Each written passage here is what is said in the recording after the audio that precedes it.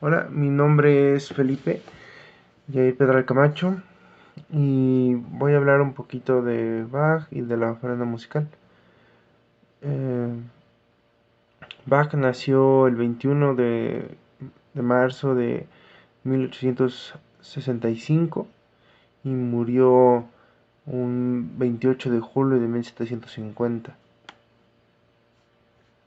Él fue un compositor, músico, director de orquesta, maestro de capilla, organista, pedagogo del periodo barroco, más específicamente del barroco tardío, donde pues ya estaba muy desarrollado ciertos aspectos de la música, como el cromatismo, ya se empezaban a ver un poco más estas ideas de los conciertos con, por ejemplo, Vivaldi, y también con Bach, con sus conciertos grosos, las temas como de la fuga, que se empezaban a ver con Lully en Francia, con por ejemplo la apoteosis, donde ya se veía esta sensación, estas características que tendrían la fuga.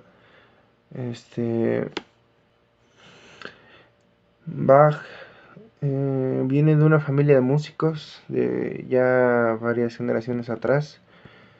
Él tuvo fama como organista y como clavecinista y también una fama muy importante como improvisador, que es algo muy importante para lo que vamos a estar viendo.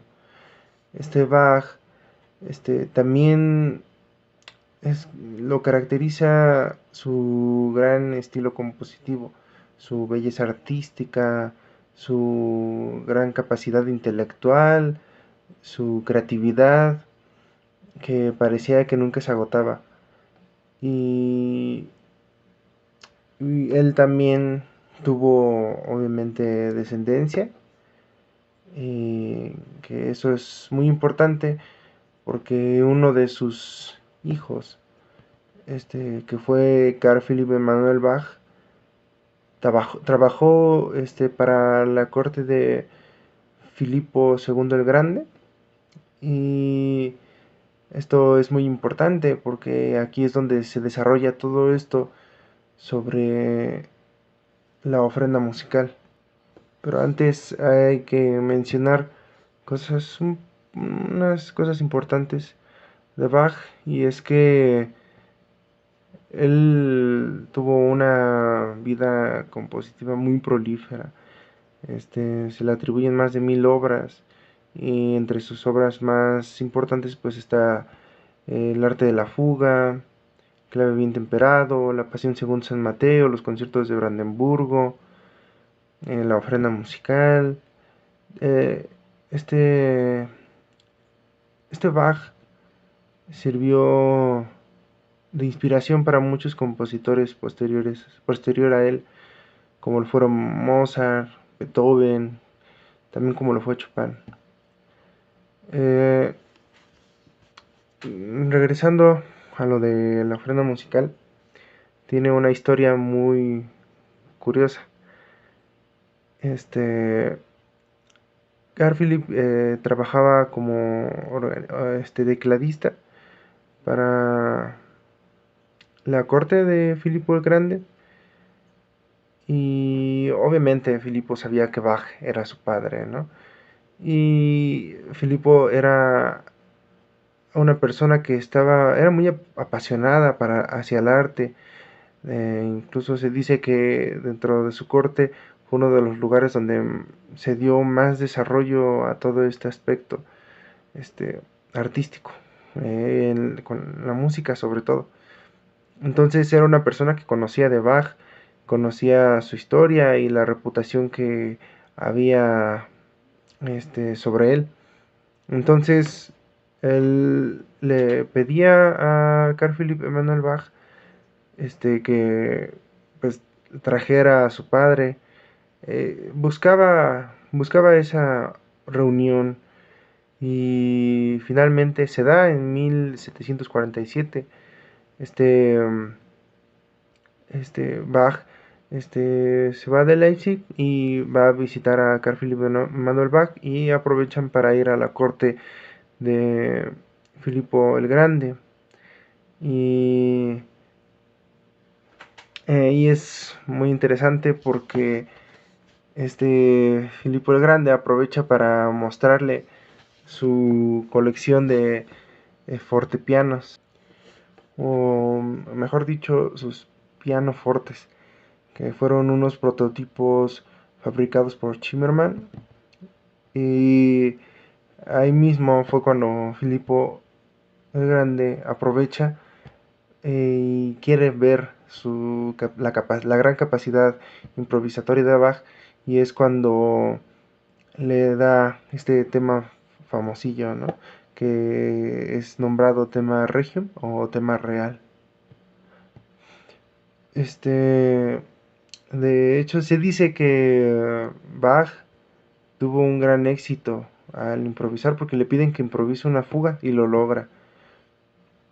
2 meses después de eso, es como si Bach, ya una persona, en muchos aspectos ya madura, musicalmente inclusive también, estuviera aburrido, ¿no? Y quisiera hacer algo con este tema y lo logra. 2 meses después lo trabaja, y publica lo que es la ofrenda musical, este conjunto de dos fugas, la fuga 3 voces y fuga 6 voces. Perdón, no son fugas, son ricercares. Que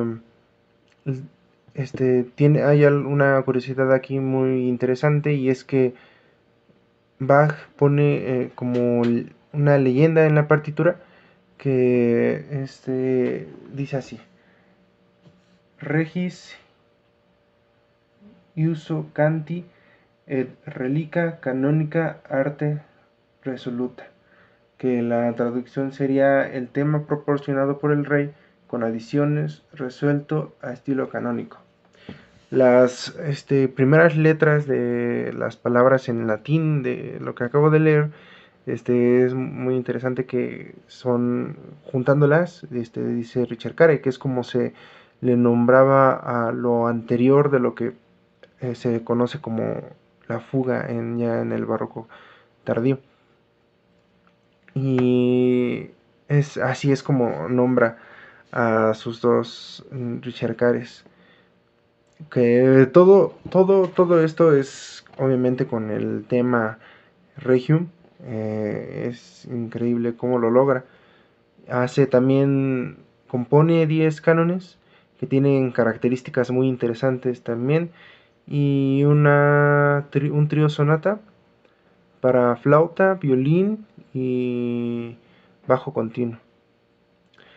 Este, Dentro de los cánones hay cosas muy interesantes que hablan mucho del intelecto que tenía Bach para trabajar esta música con un solo tema y de lo que podría lograr hacer.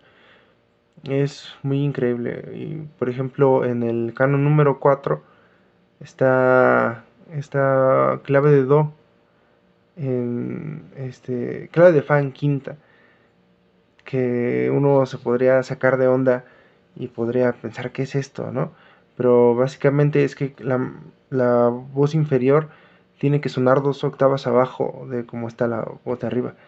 Y, es interesante cómo todo conecta. También está el canon, o está también, por ejemplo, la fuga canónica, que tiene un escrito que es pediapente, que quiere decir que es a la quinta superior. También está este canon, que es canon in augmentatione, que igual es muy interesante cómo lo realiza Bach, y es que cada vez que van repitiendo, las notas van en aumentación, los valores de las notas. Y tiene una leyenda muy interesante que este supongo que también por eso era una ofrenda.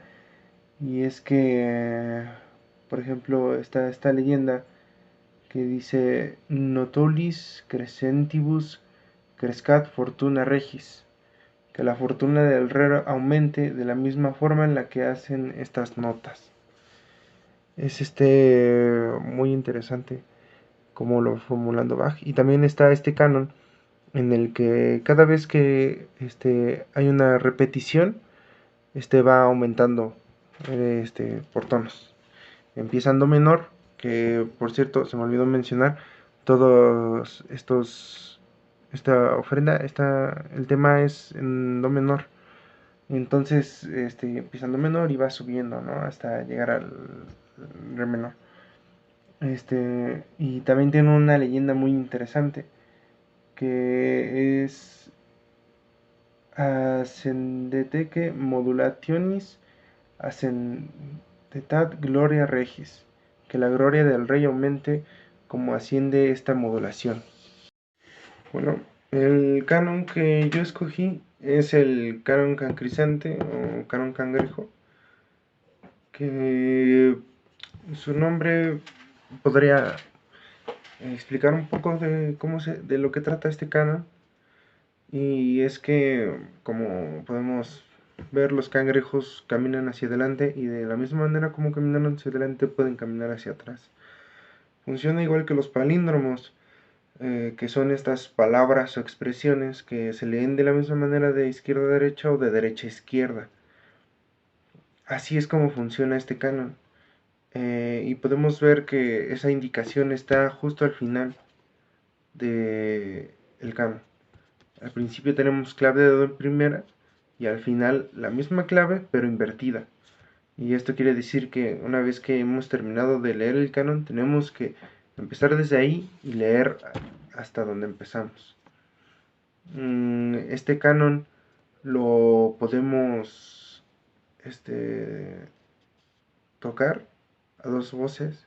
Está la indicación canon a dos, que podría tocarse con un clavecín, un piano, mano derecha, desde el final y mano izquierda al principio, ¿no? Y algo muy interesante es que este canon tiene como dos partes. Una es donde está el tema, Regium, el original, al principio, que como podemos observar, y llega un momento que es justo donde se entrelazan las voces después de la caída del tema, después de cuando resuelve, empieza a haber un movimiento, este, un movimiento ya por octavos, donde cambia la figura rítmica. Ahí es donde empezaría la segunda parte. Y lo curioso es que si lo leemos ya todo al mismo tiempo, o si leemos la parte de el final, el tema en la primera parte es la parte de los octavos, y siempre es como la parte más movida, en arpegio, y empieza con este movimiento de la figura rítmica de octavos, y cuando hay una caída, es donde empieza para esta voz, o para esta voz empieza ya la segunda parte, donde ya viene el tema original, eh, puro.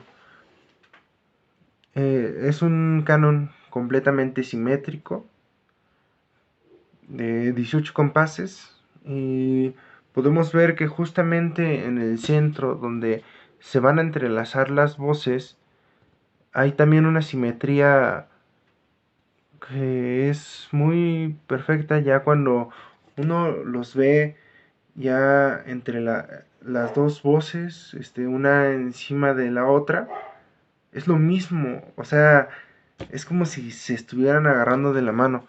Mientras la voz de arriba hace do, sol, fa, sol, mi, la voz de abajo hace mi, sol, fa, sol, do. Es increíble cómo hay esa conexión y cómo es que todo hace una equivalencia. Por eso yo diría que este canon es simétrico.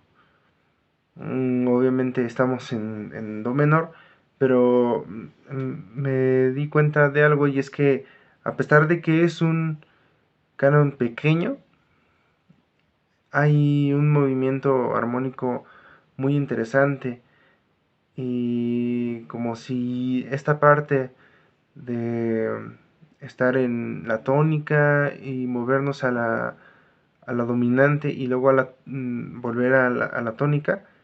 Es un cambio rápido, pero ahí está.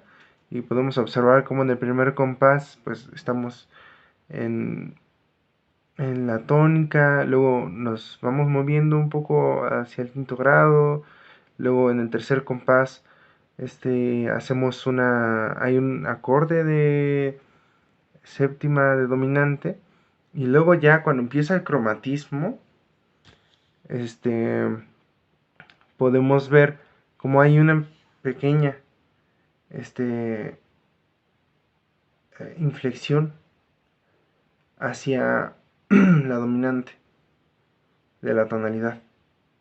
Y después está con una séptima mayor, porque ya está el fa sostenido y ya podemos darnos cuenta de que aquí cambió. Aquí ya no estamos en la misma tonalidad que estábamos antes. Y después por medio de cromatismo, se vuelve a mover a otra séptima mayor y va descendiendo cromáticamente, ya preparando la caída. Bueno, pues esto fue mi video sobre la ofrenda musical. Cabe aclarar que Bach no especificó la instrumentación con la que se podía tocar esta música, a excepción del trío sonata, que ya viene indicado los instrumentos flauta, violín y bajo continuo. Pero también se podría agregar en su momento una viola de gamba o un violonchelo actualmente también. Pero en cuanto a los cánones, no hay una especificación, se puede tocar con cualquier instrumento, siempre y cuando se puedan respetar las indicaciones y se pueda hacer lo que Bach pedía. Generalmente lo que se toca con clave o con teclado, con piano, pues son los ricercare. Pero como tal, Bach no especificaba cómo se debía de tocar esta música. Y bueno, pues eso es todo. Buenas noches.